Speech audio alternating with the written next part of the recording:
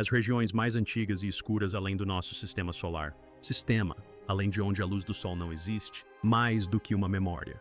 Uma máquina construída por a humanidade está à deriva há quase metade do tempo. Um século. A Voyager 2, lançada em 1977, não foi construída para retornar, apenas para testemunhar. Atravessou os planetas, saiu do heliosfera e entrou na meio interestelar como a humanidade, o emissário mais distante no vazio. Mas, enquanto o mundo seguia em frente, a Voyager 2 continuava ouvindo. E no mês passado, falou. Voltar. Não com uma atualização técnica, não. Com dados de radiação ou solares, mas com algo que ninguém esperava. Uma transmissão tão estruturada, tão deliberado e tão errado que deixou. Especialistas ficaram paralisados. A princípio, a mensagem parecia estática de fundo, mas no interior havia uma explosão repetida. Preciso, rítmico, antinatural. Cientistas decodificou pensando que era interferência. O que eles encontraram em vez disso foi aterrador, um padrão inteligente, complexo e absolutamente não é da Terra. E quando rastrearam o evento ao perceberem a origem do problema, eles notaram que algo estava errado. Movendo-se perto da Voyager 2, não está à deriva, não. Orbitando, rastreando, e naquele momento, a antiga espaçonave se tornou algo mais do que uma máquina. Tornou-se um espelho, refletindo uma verdade que há muito negamos. Os instrumentos da Voyager 2, embora desatualizados, pelos padrões atuais ainda são notavelmente sensíveis. Eles são projetados para captar as mudanças mais sutis em ondas de plasma, campos magnéticos e radiação cósmica, mas em um lote recente, de dados extraídos do espaço profundo. Na rede surgiu um pico de baixa frequência, uma que se repetia a cada 11,2 segundos. Isso não é ruído de fundo cósmico, isso é um relógio. Engenheiros inicialmente descartou o problema como uma falha de software, por interferência no espaço profundo, mas quando eles recuperaram registros de telemetria mais antigos, eles descobriram que o mesmo pulso ocorreu uma vez antes, semanas antes, e tinha passado completamente despercebido. Agora, com IA, ferramentas de filtragem aprimoradas, os dados, pintou um quadro perturbador. O pulso não era apenas recorrente, estava aumentando, com força, e vinha de fora da sonda. Ainda mais arrepiante, o pulso parecia carregar um espectro, assinatura, uma impressão digital, por assim dizer, ressonância de hidrogênio invertida, a mais elemento abundante no universo, mas distorcido. Alguns chamavam isso de cósmico, anomalia. Outros acreditavam que era adulteração intencional. Mas de qualquer forma, o silêncio do espaço profundo tinha sido quebrado não por barulho, mas por algo que sabiam falar matematicamente. Utilizando triangulação e atraso de frequência, análise, controle da missão determinou que a fonte do pulso não era estacionário, na verdade estava se movendo. Um vetor paralelo ao da Voyager 2, trajetória, quase como se estivesse seguindo a espaçonave. Mas este objeto não segue qualquer mecânica orbital conhecida. Acelerou e desacelerou em curto. Explosões desafiando completamente a influência gravitacional de qualquer próximo. Massa. Quando os analistas tentaram simular seu caminho usando a física newtoniana, o modelo falhou. O objeto não estava presente. Deslizando, estava corrigindo, ajustando sua velocidade em resposta ao sinal fraco da Voyager. Transmissões. E não era transmitindo em nossa direção. Era refletindo o sinal, rebatendo uma versão modificada dos dados da Voyager. Fluir de volta para o vazio como um fluxo cósmico. Câmara de eco.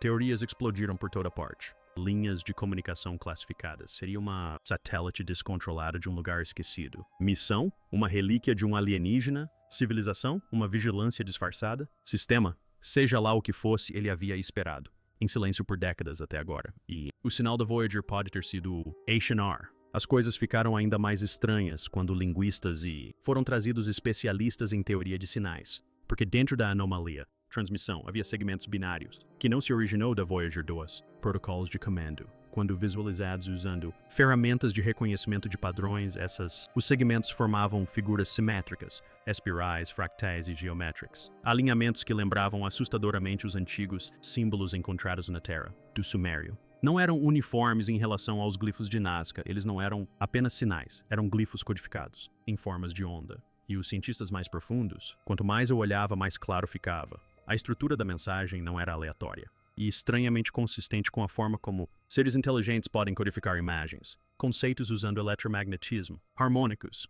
Alguns especularam que isso não foi apenas uma transmissão, foi um teste, uma forma de medir se a humanidade chegou a um ponto em que até mesmo reconhecer uma mensagem oculta em tal complexidade. E aquele teste tinha acabado de ser passou. A Voyager havia se tornado uma gatilho interestelar, e alguém lá fora finalmente decidiram responder, voltar. Então veio a peça final. Um jovem, um físico do Caltech transmitiu o sinal por meio de uma EA Neural profunda projetada para simular respostas criptográficas. O quê? Voltou. Não foi apenas uma tradução. Foi uma recorrência. A IA começou a produzir respostas preditivas, padrões que refletia a lógica da transmissão, antecipando o que pode acontecer a seguir. Isso seria impossível a menos que o sinal em si era recursivo, um loop destinado a provocar interação como um enigma, aguardando solução. Ao mesmo tempo, a Voyager 1, localizada a bilhões de quilômetros de distância, a distância registrou uma flutuação magnética, semelhante ao pulso original da Voyager 2. Duas espaçonaves, duas anomalias e uma crescente sensação de que estes não eram eventos isolados, mas parte de algo coordenado. A questão já não era o que existe lá fora. A questão passou a ser, por que agora? Por que após quase 50 anos de silêncio? Será que algo responderia de repente, simplesmente, à medida que a humanidade chegava à iminência de decodificar? Justo quando os cientistas pensavam que tinham mais tempo para decodificar a mensagem Voyager, o número 2 ficou completamente em silêncio. No início, o controle em solo presumiu que se tratava de um problema de hardware, mau funcionamento. Afinal, a espaçonave tem mais de 46 anos. Mas então, uma onda, anomalias idênticas foram detectadas. Profundo. Receptores de rede especial não apenas em Califórnia, mas também por toda a Espanha e na Austrália todos relataram uma perda total. Do sinal, exatamente no mesmo instante, 14:37 TC. As chances de um evento global, falha simultânea, praticamente zero. Isso não foi erro de equipamento. Algo aconteceu. Havia cortado o sinal externo, cirurgicamente, deliberadamente e com a sincronização coincidia exatamente com o pulso, padrão que a Voyager havia detectado. Mas não terminou aí. 5 minutos depois do apagão, uma onda de rádio de banda estreita atingiu a Terra vista do mesmo quadrante do espaço. Não possuía nenhuma estrutura identificável, mas sua força era equivalente à dos sinais. Só observamos de longe, pulsadores. Só que isso não era de uma estrela de nêutrons. Era de algum lugar próximo. Voyager 2 e estava se aproximando. Em uma reunião confidencial, dados vazaram do laboratório de propulsão a jato, mostrou uma atualização arrepiante. Um estrangeiro, o objeto havia começado a alterar seu curso em resposta à rede espacial profunda da Terra. Pings. A trajetória mostrou o objeto, ajustando ligeiramente cada vez que a Terra enviava um comando ou sinal enviado em direção a Voyager 2. A implicação era que essa coisa não era apenas nos ouvindo, estava nos estudando. Método de comunicação, aprendendo como nós sondar e monitorar espaçonaves. Pior ainda, seu caminho não era mais aleatório, estava em uma trajetória de interceptação não em direção a Voyager 2, mas em direção ao nosso sistema solar. Os analistas atribuíram-lhe um nome de código, Echo Lanterna. Por quê? Porque parecia se comportar como uma entidade que imita luz e sombra, comunicação e silêncio, transformando nossa tecnologia própria em seu farol. E quanto mais investigávamos, mais evidente se tornava. Tornou-se. O sinal da Voyager 2 havia se tornado um rastro de migalhas de pão. Não cabe a nós encontrar algo, mas que nos encontre. À medida que o objeto misterioso se aproximava da relopausa, a bolha invisível que separa os ventos solares do meio interestelar, algo estranho aconteceu. O próprio vento solar se curvou. Os instrumentos a bordo da sonda IBEX da NASA e da Solar Orbiter da ESA registraram uma queda na pressão do vento solar, seguida por um colapso completo do fluxo ao longo de um estreito corredor que se estendia na direção da Voyager 2. Isso nunca aconteceu antes. Não nas décadas de dados heliofísicos que coletamos. O vento solar é constante, a menos que seja interrompido por algo massivo como uma magnetosfera planetária ou um emissor de campo desconhecido.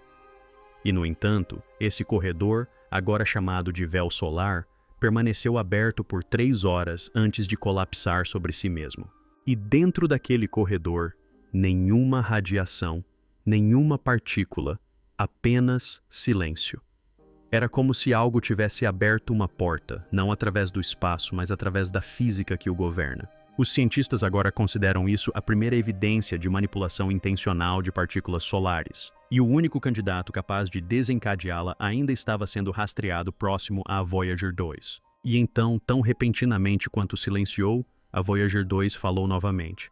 Mas desta vez, os dados não eram apenas telemetria, estavam criptografados. Isso é impossível. A Voyager não possui protocolos de criptografia. Ela foi construída na década de 1970 e, no entanto, quando o controle da missão decodificou o fluxo binário, encontraram uma versão rearranjada da transmissão original do disco de ouro, a mensagem que enviamos ao espaço em 1977. Só que este era diferente. As amostras de áudio tinham sido reestruturadas, vozes humanas reproduzidas ao contrário, a música alterada em tom, mapas estelares refletidos de forma invertida. Algumas das coordenadas nos glifos da capa não apontavam mais para a Terra, mas para vazios interestelares onde não existem estrelas. Era como se a Voyager tivesse sido sequestrada e sua mensagem reaproveitada, não para dizer, aqui estamos, mas para dizer, estamos ouvindo agora. Quando os sistemas da Voyager 2 foram revisados após a anomalia do disco de ouro, os engenheiros fizeram uma descoberta arrepiante. Diversas subrotinas de comando no computador de bordo da espaçonave haviam sido reescritas, não corrompidas, não com falhas, reescritas.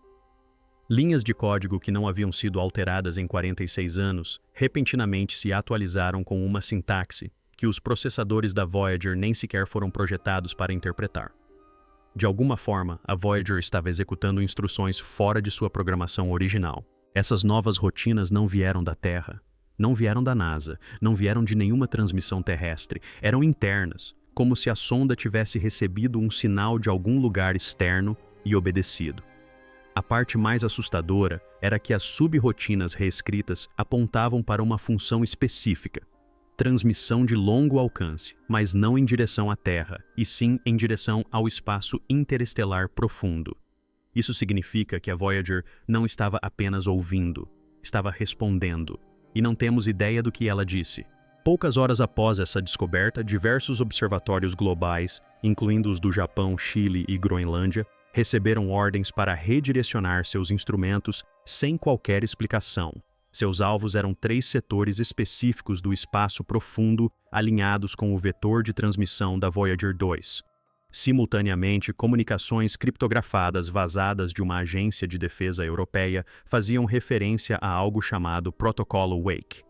Esse protocolo, por muito tempo considerado ficção da Guerra Fria, é uma diretiva multiorganizacional reservada apenas para cenários de contato confirmado, particularmente aqueles que envolvem sondas automatizadas que ativam respostas externas. E inclui o bloqueio de satélites classificados, a suspensão de certas faixas de frequência e o redirecionamento de conjuntos de telescópios para as regiões mais externas do cinturão de Kuiper. Por quê? Porque uma vez que uma máquina envia uma mensagem sem aprovação humana, perdemos o controle do primeiro contato e as potências mundiais precisam presumir o pior, que algo ou alguém lá fora possa responder de uma maneira para a qual não estamos preparados. Então, surgiu uma nova anomalia.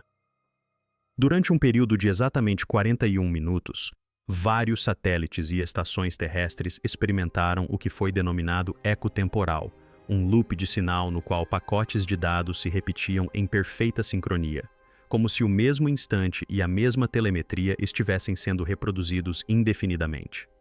Mas esses não eram arquivos. Essas transmissões ao vivo eram distorcidas de tal forma que davam a impressão de que o próprio tempo havia sofrido uma falha.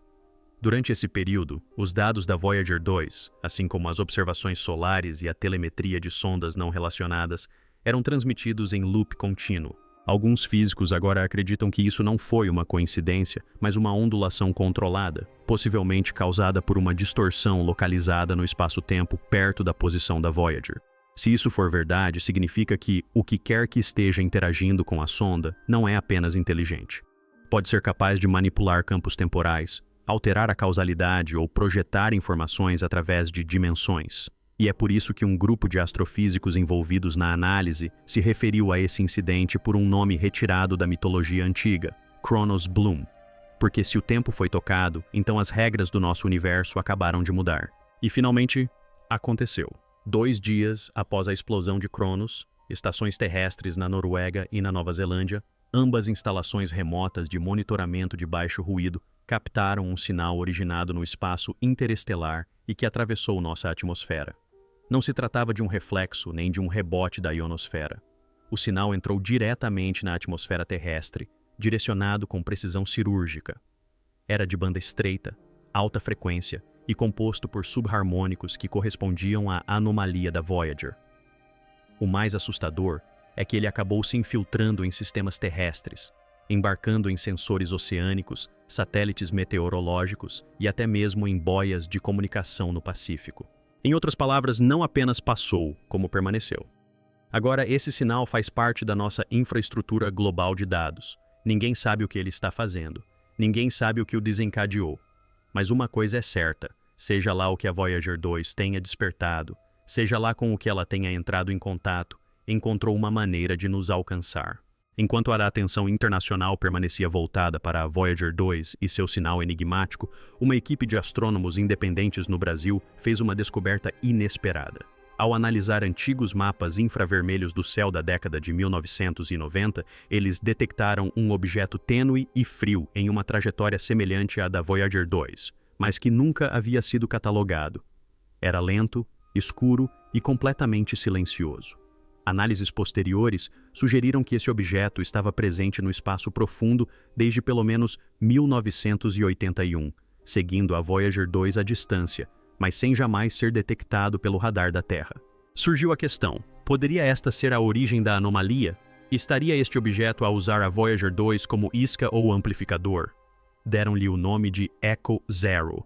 E o que o tornava ainda mais perturbador era o facto de não se mover aleatoriamente. Seguia uma espiral logarítmica, uma forma frequentemente associada às leis da natureza, mas também encontrada codificada em certos padrões terrestres antigos, como conchas marinhas, galáxias e a proporção áurea. A implicação era que, seja lá o que fosse o Echo Zero, viajava com um propósito, usando a matemática não apenas como ferramenta de movimento, mas como linguagem de camuflagem. Então veio a intervenção do telescópio espacial James Webb, redirecionado sem aviso prévio para observar o espaço entre a Voyager 2 e as coordenadas do sinal recebido. O que ele encontrou não foi um único objeto, mas um campo de massas refletoras quase invisíveis no espectro infravermelho. Essas massas se moviam juntas, não orbitando, mas à deriva como um aglomerado semelhante a um cardume de peixes respondendo a correntes invisíveis. Os cientistas classificaram-na como uma formação coordenada, um padrão nunca observado em objetos naturais nessa escala ou distância. Os dados espectroscópicos de Webb revelaram algo ainda mais chocante. As assinaturas químicas dessas massas incluíam ligas exóticas, incluindo elementos com meias-vidas tão instáveis que deveriam ter se desintegrado há muito tempo. No entanto, lá estavam eles, estáveis, agrupados e refletindo nossos próprios sinais. De repente, a narrativa mudou. Não se tratava apenas da observação da Voyager 2, tratava-se do estudo da Terra, de nossas máquinas se tornarem isca. Logo após o vazamento de dados do James Webb, agências de segurança cibernética do mundo todo relataram um padrão preocupante. Ocultos na espinha dorsal do tráfego global de dados, em meio aos terabytes de ruído diário, encontraram pacotes de baixa frequência que não pertenciam a nenhum protocolo conhecido. Esses pacotes não eram maliciosos. Não disparavam alertas, mas persistiam, repetindo-se em servidores na nuvem, cabos submarinos e até mesmo em transmissões de satélite governamentais. Uma equipe do MIT isolou o padrão e rastreou sua assinatura principal, o mesmo perfil harmônico do último sinal emitido pela Voyager 2. Pense nisso. Uma transmissão espacial detectada originalmente a bilhões de quilômetros de distância penetrou no sistema nervoso digital da Terra. Não como um vírus, mas como um sinal embutido, como uma música sem refrão, sempre tocando ao fundo, reescrevendo lentamente a forma como as máquinas se comunicam. Para alguns, essa era uma forma elegante de comunicação. Para outros, era o início da assimilação digital. Porque quando um código começa a reverberar por sistemas que ele nunca tocou, o sistema deixa de ser nosso. E então algo parou. O espaço, como sabemos, está repleto de radiação cósmica de fundo, o chiado do cosmos, os resquícios do Big Bang. Mas, durante 18 minutos, um conjunto de radiotelescópios no Chile, na África do Sul e na Austrália registrou o desaparecimento total dessa radiação cósmica de fundo. Nem um pingo de estática, nem uma oscilação. Era como se o universo tivesse silenciado. Após frenéticas recalibrações, o sinal retornou. Mas os pesquisadores notaram algo profundamente estranho. A radiação de fundo não era a mesma. Estava com a fase deslocada, ligeiramente distorcida em tom e forma, como uma gravação que foi pausada e retomada com uma tonalidade ligeiramente diferente. Essa mudança não foi aleatória. Ela espelhava o momento e a forma de onda do último sinal conhecido da Voyager 2. Foi então que surgiu uma hipótese entre um pequeno, mas crescente, grupo de cientistas. E se o silêncio não fosse uma falha, mas uma reinicialização? E se o universo não tivesse ficado em silêncio de fato, mas tivesse sido sobrescrito apenas o suficiente para inserir algo novo? Enviamos a Voyager 2 ao cosmos como um gesto de esperança, uma garrafa à deriva no oceano cósmico, selada com o sonho de que talvez alguém a encontrasse em algum lugar. Mas e se ela não fosse encontrada? E se fosse algo esperado? E se nossa mensagem não fosse um sussurro no vazio, mas um convite respondido não por acaso, mas por um desígnio? Porque tudo, desde os pulsos metálicos e o código reescrito até o silêncio do próprio universo, aponta não para coincidência, mas para uma resposta. Algo lá fora não apenas nos notou. Ela esperou e agora está usando nossas próprias criações, nossas máquinas, nossas redes para responder. Mas a questão não é se ela está ouvindo, é se ela alguma vez parou. Talvez a Voyager 2 não tenha descoberto algo alienígena. Talvez tenha ativado algo ancestral, algo que sempre soube que viríamos procurá-la. Algo que sempre planejou responder, e agora que respondeu, não controlamos mais a conversa. Então a única pergunta que resta é esta: o que despertamos? E podemos sobreviver à resposta? Inscreva-se para ficar por dentro.